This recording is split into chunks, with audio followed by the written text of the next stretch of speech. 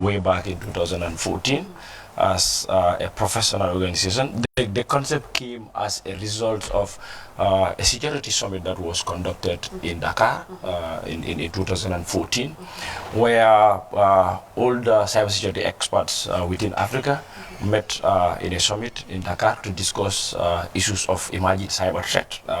We know our continent was ranked the most vulnerable globally. Africa was ranked the most vulnerable, and we thought it was important for us to start working on coming up with specific organizations that are going to focus on creating awareness and also engaging governments in order to influence policy dimensions in the area of cybersecurity and cybercrime. So we all assign ourselves some specific tasks that if every member goes back to your country, you need to start setting up what we call the National Cybersecurity Associations. Okay. So when I came back, I formed what we call the Gambia Cybersecurity Alliance. In Senegal, they have what they call the Plus 22 Cyber. In Kenya, they have the Cyber Speak. In Nigeria, they have the Cybersecurity Association.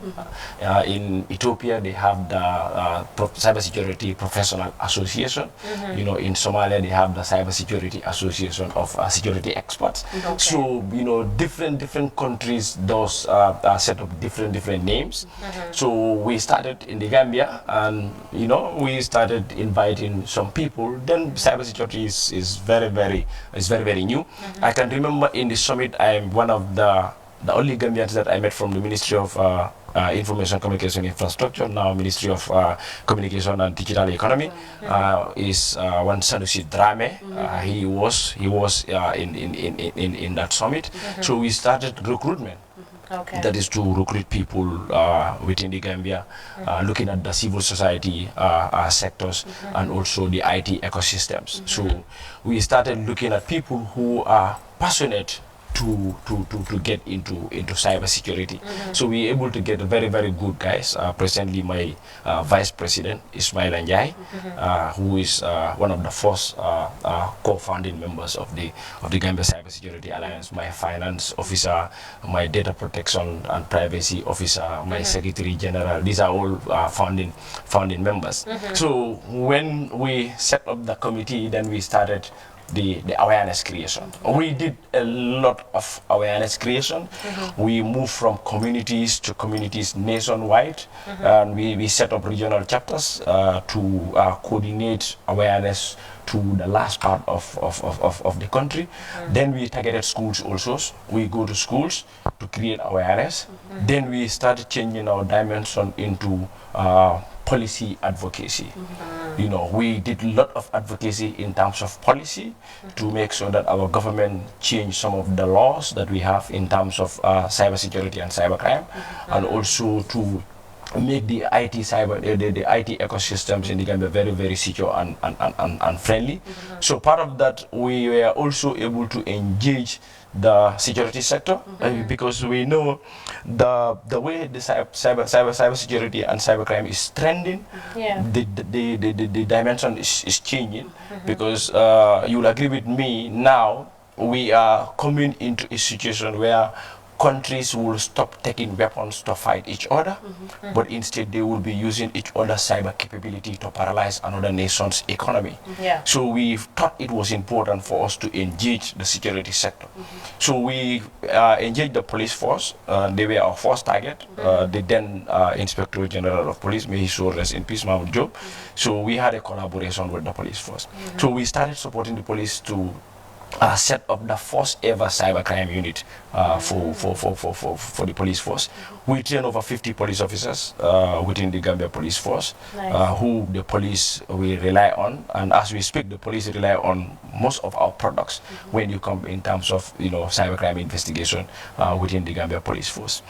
Recently, we also write to the ministry, to the Gambia Armed Force, in order to meet them.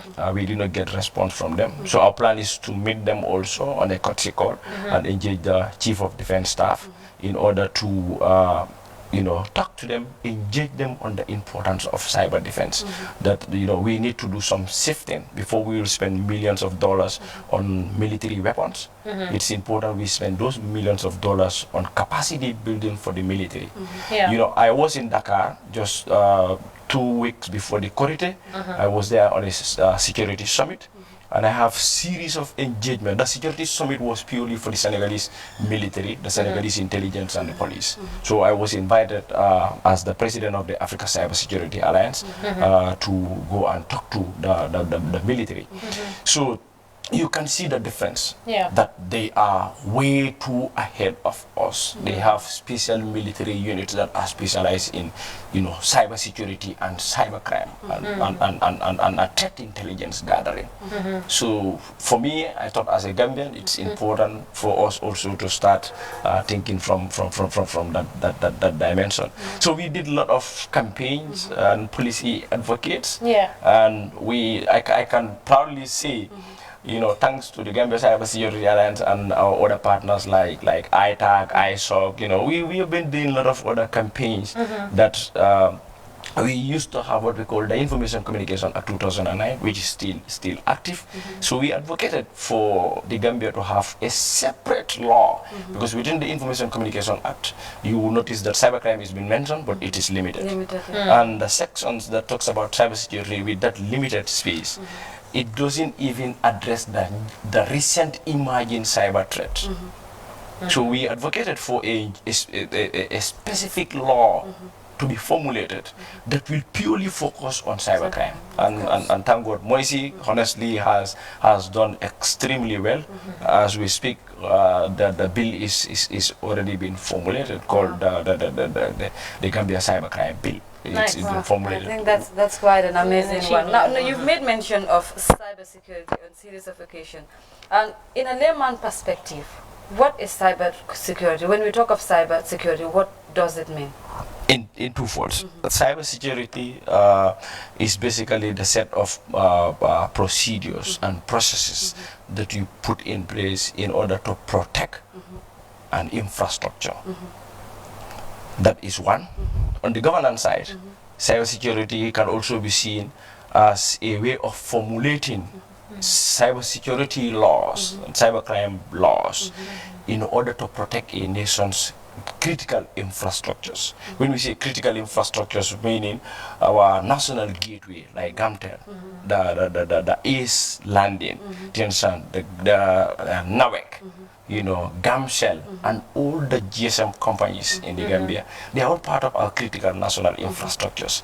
So if the government did not formulate, policies and regulations in order to protect those critical infrastructures, what if, let's say, if NAWEC is being hit by a ransomware and all the entire cash power codes, cash power system got encrypted, and we cannot afford, we cannot buy cash power.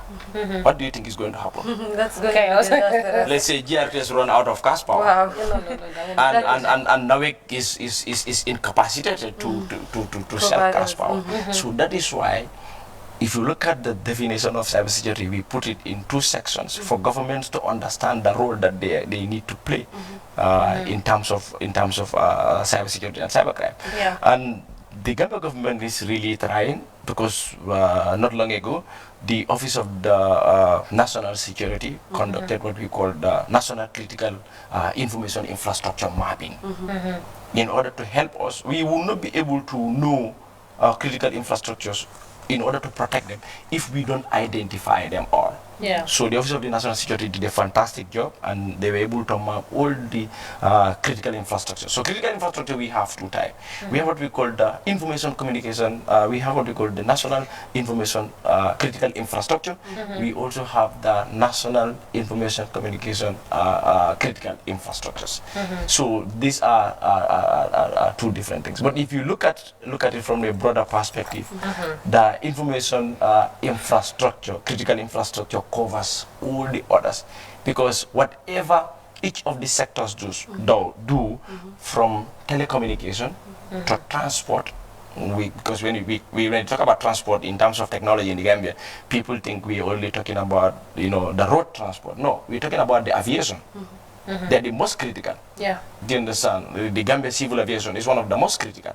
So if all those things are not protected, at the end of the day, we're going to have a serious problem. Yeah, I agree with that serious problem last part, because cybersecurity and protecting our details and our phones, the Facebooks and all of these other websites as well play a crucial role in protecting oneself. Obviously. Because we could get hacked.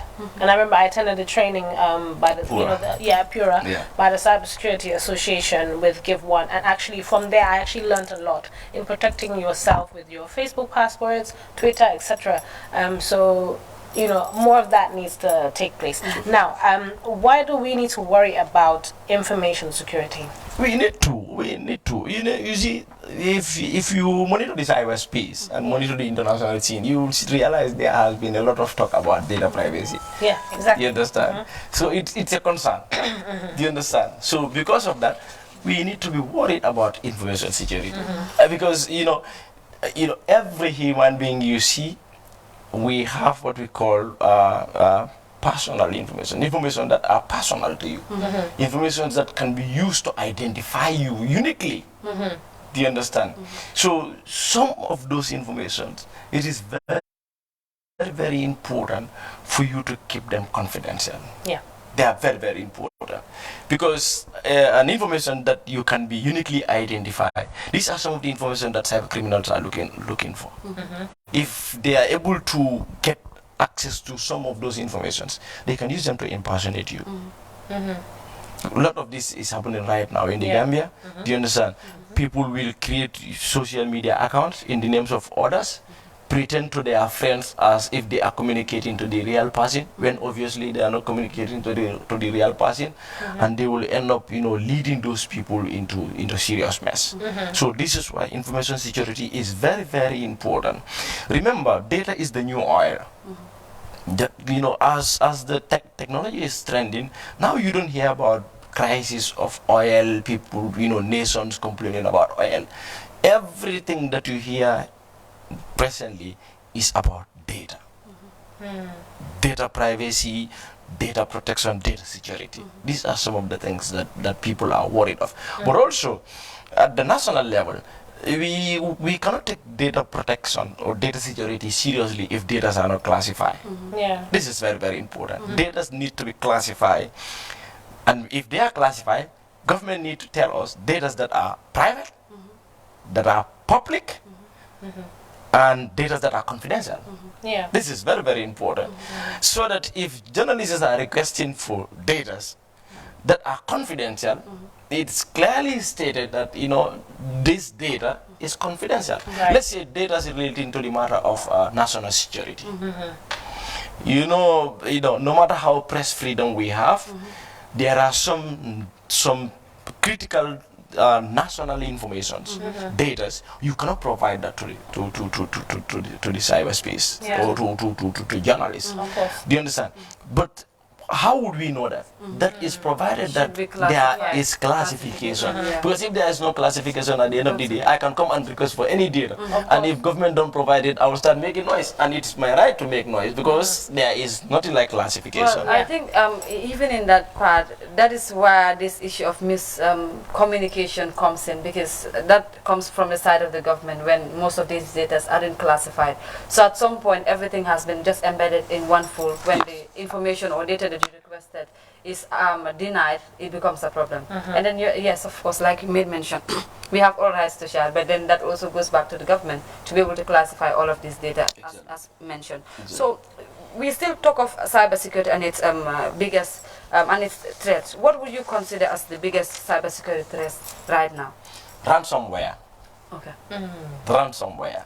Right now, ransomware is the biggest threat globally.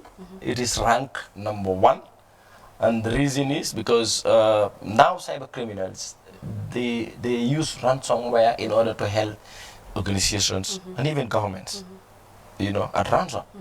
Ransomware is a piece of a malicious code that can be sent to a target organization or an individual, thereby encrypting your entire data. Wow. on a server or on a mobile phone or on a laptop or on any other platform and requesting for a ransom to be paid before you can get back your data. Wow. Wow. Yeah, we see this thing happens in UK. An entire hospital data was encrypted, and there were patients on the queue that were supposed to go for surgery, but surgeries cannot be carried out because the doctors need access to the data to be able to understand the situation of the particular patient. Yeah. the patient. Yeah. Do you understand? serious. And some patients end up losing their life. Wow. So the cyber criminals were asking for ransom. And interestingly, if these ransoms are mentioned, from the layman perspective, they will be like, no, they can just pay and trace it. You know, most of these funds are paid in Bitcoin. You can't trace them. Right. They are paid to unknown accounts, virtual currencies. You don't even know who controls it. Yeah. So it is very, very difficult for you to trace some of these things. So at the moment, it's one of the most critical. It's one of the biggest threat when you come in terms of cybercrime. Okay, Wow. just let me just bring this thing. I have these issues of there are certain individuals that will just send you emails.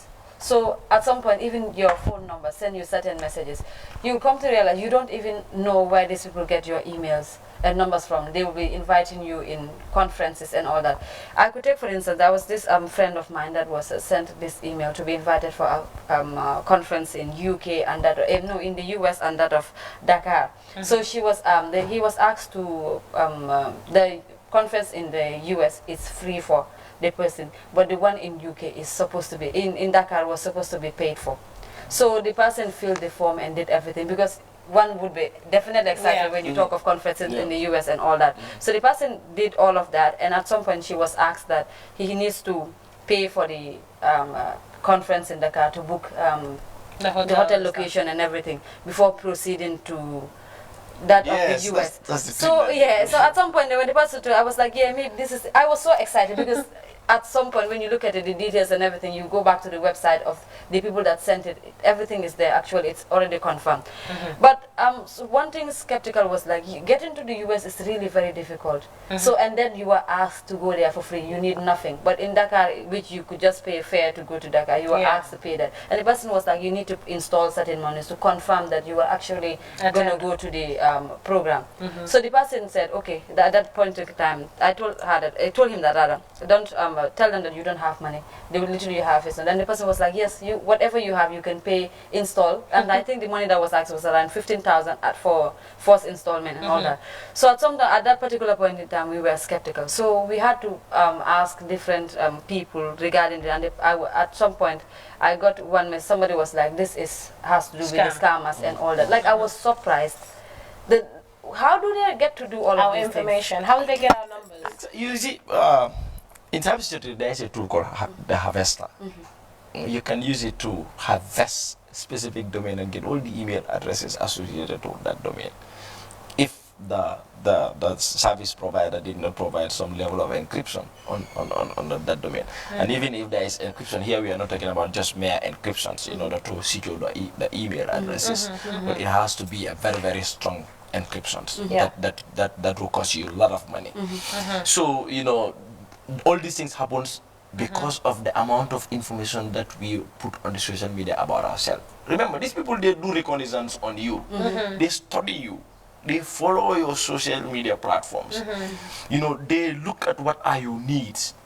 So that is why we always tell people, you know, putting too much information on social media can be very detrimental to us. It hunts us back. There are certain things that we don't need to put on the social media platform, because the moment you put those things, they already know what are your needs. And this trick, they know, you know, most of the young people are desperate to travel, you know, to the West. So because of that, they use this trick. They'll tell you before you can go to UK or America, you have to attend the workshop that is to happen, that is to be held in Dakar. So you need to pay for that. So for you, paying for Dakar to get America is like going to the fridge and take cold water and drink. Do you understand? So you will just jump and attempt to go and pay. Do you understand that amount of money? So if there is not not much of consultation.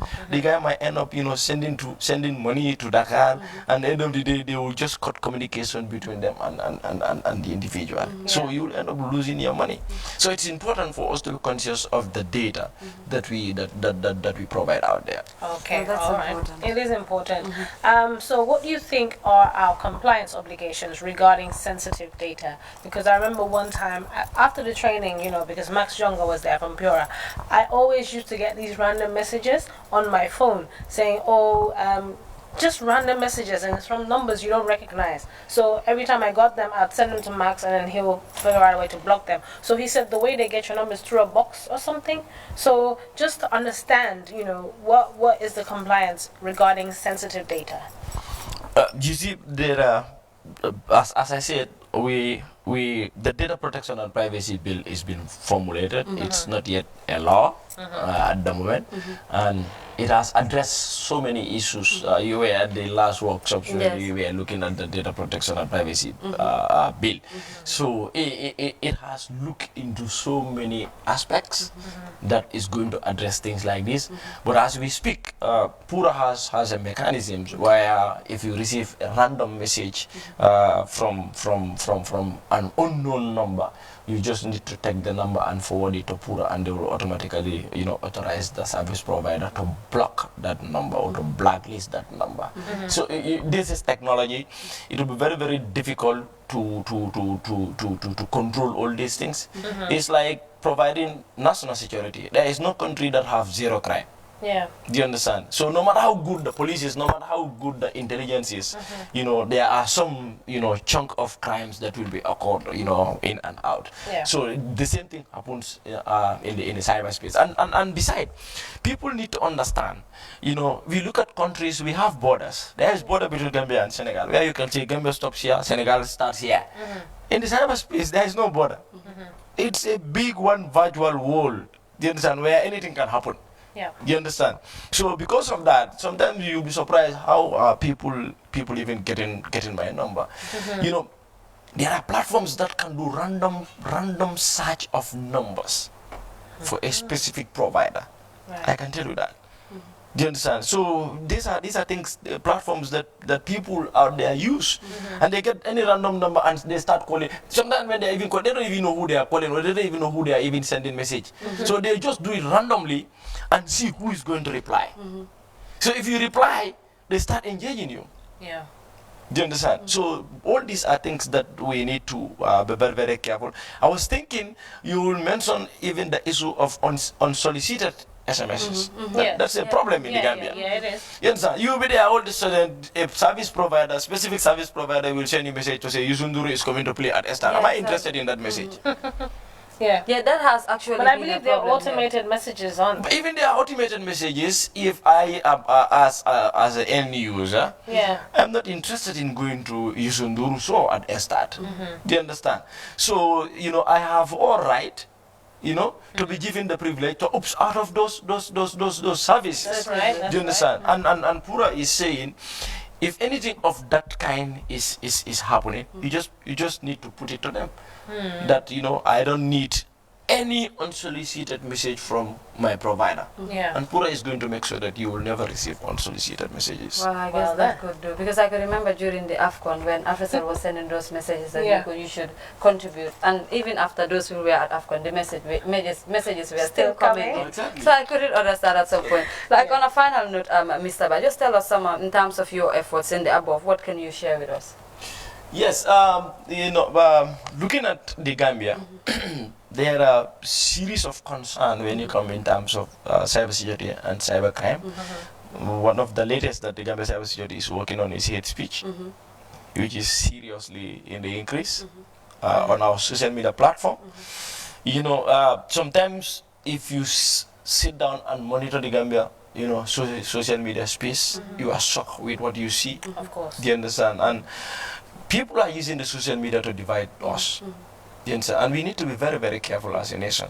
I always tell people, you go to countries like even our neighbors in Senegal. I have friends who have 2 million followers, 3 million followers, 4 million followers, and they're using that to make money. Yeah. They're using that to make money. Seminars and workshops and conferences or specific institutions and organizations will organize events. They will pay these people who have high followers for them to share their events on their Facebook page. Yeah. So that all those 2 million followers will be informed. Do you understand? And the event will go viral.